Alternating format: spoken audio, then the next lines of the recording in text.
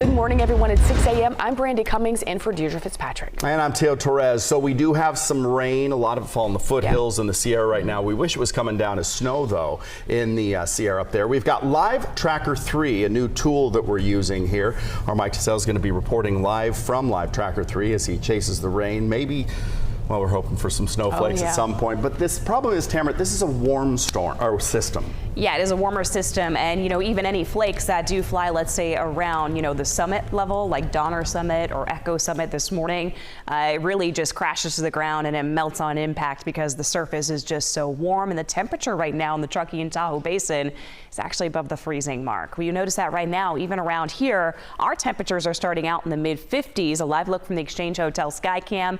We have scattered clouds, no rain coming down currently in Sacramento, but if you take off in this hour to go out and maybe walk the dog, start a workout, or you're going out for that commute, those roadways will be damp from the rainfall we got in the overnight hours. I do expect that the front half of your day is actually just going to be filled in with those overcast skies, a lot of clouds, temperatures getting into the mid-60s for the afternoon, but I don't expect that we're going to have much, if any, rainfall through the afternoon time frame.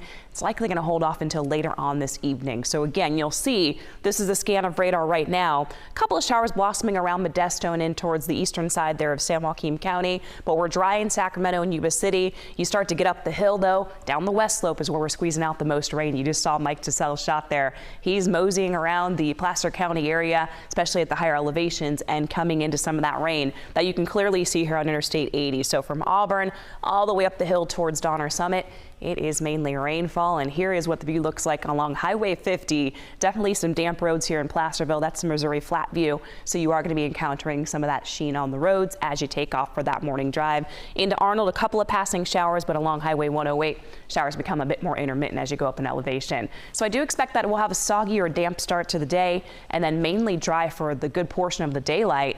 And then the steadier rain arrives as we go through the next couple of days. I'll time that out for you coming up in your full forecast. 6:02 is the time. Brian's got you covered, planning the morning drive. Yeah, Deborah, our highest elevation mountain pass does have chain controls right now, and that's going to be Highway 88, just over Carson Pass, from Kirkwood over to Pickett's Junction, and also Pickett's Junction into South Lake Tahoe over Luther Pass. That'll be Highway 89. Here in the valley, this is a look at the Interstate 80 heading out across the causeway right at Giles. You can see there, we're starting to see a few more cars on the road, but no delays all the way out through Fairfield and into the Bay Area. I checked in for you there, and so far it's a pretty quiet ride on that westbound Interstate 80 commute, making your way out that way. Coming in Highway 50 and 80 here into the Sacramento area, no delays here out of Folsom and Roseville. Coming in through the Cap City Freeway, 5 and 99 out of Elk Grove on that northbound ride, also looking good coming in through Sacramento. And taking a look at Stockton, we've got no problems to report here. Back to you. All right, Brian. President Biden and Governor Newsom have another full schedule today at the Asia-Pacific Economic Cooperation Summit in San Francisco.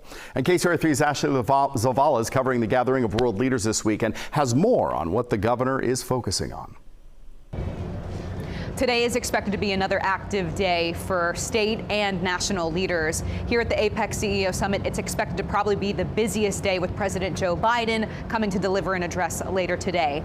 Governor Gavin Newsom also is expected to meet with global leaders. He actually spent part of yesterday doing exactly that while also participating in this summit. Yesterday afternoon, we were in the room as the governor met with Canadian Prime Minister Justin Trudeau. The two had a follow-up meeting on a climate-related agreement the two signed last year that, among many things, ensures California and Canada cut down on pollution, plastic waste, and carbon emissions. Before that meeting, Newsom participated in a fireside chat at the summit with business leaders on how government and private businesses can work together to use new technologies that can help the environment. There, Newsom said partnerships with other countries are key in confronting climate change. The planet is a beneficiary. Our economies are beneficiaries. So more of that. And that's why I'm here at APEC. More of that. Again, open hand, not a closed fist. Divorce is not an option. We have to live together and advance together across our differences. We'll manage our strategic competition. But at the end of the day, we all share the same short moment in life. And the climate is the ultimate equalizer. Government and business leaders again have a full slate ahead today at the CEO Summit. President Biden is expected to deliver an address at around 11 o'clock this morning. Reporting in San Francisco, Ashley Zavala, KCRA3 News. All right, Ashley, thank you. A protest against the Israel-Hamas war turned violent in D.C. overnight. Melanie Wingo joins us now in studio with a look at this frightening situation. Well, we have seen a growing number of large but peaceful rallies calling on Israel to stop its attacks on Gaza. But last night, outside the Democratic National Committee's headquarters in Washington, the protests turned into clashes. Capitol Police say a group of 150 or so gathered to call for a ceasefire in the Israel-Hamas war. In a statement, police used the words illegal and violent to describe this event, but organizers allege police rushed the group without warning. Protesters say they wanted to block exits to force lawmakers who were there gathered inside for a fundraiser to walk past their candlelight vigil. People inside the building were moved to the basement for safety, and police evacuated some of the people from the building. Police arrested at least one demonstrator for assaulting an officer. 6 officers were treated for minor injuries. Now, the groups Jewish Voice for Peace Action and If Not Now organized that protest. Both are Jewish-led movements. So, Melanie, do we know why the DNC was specifically targeted? Well, some more left-leaning members of the Democratic Party have been pushing lawmakers and President Biden to take a tougher stance with Israel and pressure the Israeli government to stop its military operations in Gaza amid ballooning civilian casualties. And the Biden administration does support the daily pauses in fighting in Gaza to allow for that humanitarian aid and civilians to escape, but not a ceasefire. Back to you. All right, Melanie, thanks so much for that live report. Meanwhile, Sacramento police have arrested the man they say stabbed and killed another man in the downtown Commons. This morning, we've learned the suspect is scheduled to be in court tomorrow afternoon.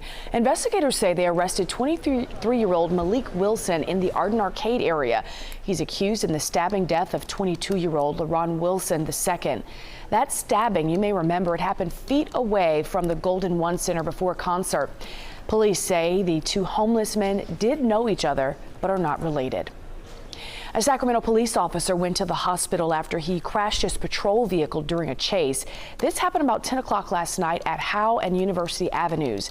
The officer went to the hospital for complaint of pain, but wasn't seriously hurt.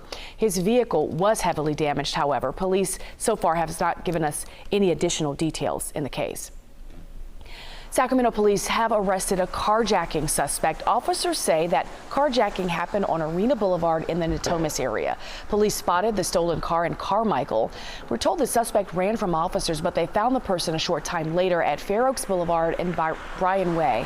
Officers used their K-9 officer to arrest the suspect. Now to a KCRA3 exclusive as we continue to follow a story we first brought you here on the Morning News. 2 men are now in custody, accused of killing a Sacramento County man in his home and then setting that house on fire. Sheriff's office says this man, 65-year-old Mike Plog, was killed November 2nd in his home on Del Norte Boulevard.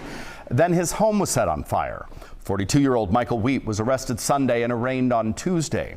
In an exclusive interview, a sheriff's homicide detective tells KCRA3's Orko Manna that they tracked the other suspect, 20-year-old Dominic Perez, to Long Beach. Detectives say both Perez and Wheat were spotted at the crime scene and later identified due to surveillance camera footage in Plog's neighborhood. If it wasn't for the help of witnesses and the community, we wouldn't be able to arrest the individuals that were involved in this homicide.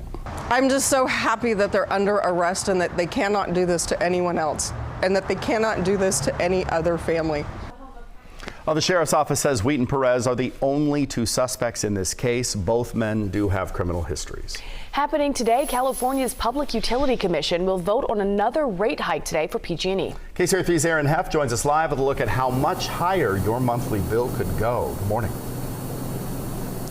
Good morning. Postponed several times, today is finally the day that state regulators will vote on if PG&E customers will see yet another price hike come January across the state of California. Now, over the last decade, California utility bills have seen such a hike in prices that rates are being described as unprecedented. And now the average for both gas and electric could jump yet again after a vote today that increased by $30+ or more come January. State regulators will decide today today how much PG&E can spend on programs that would be responsible for the increase, such as the company's wildfire and vegetation management programs.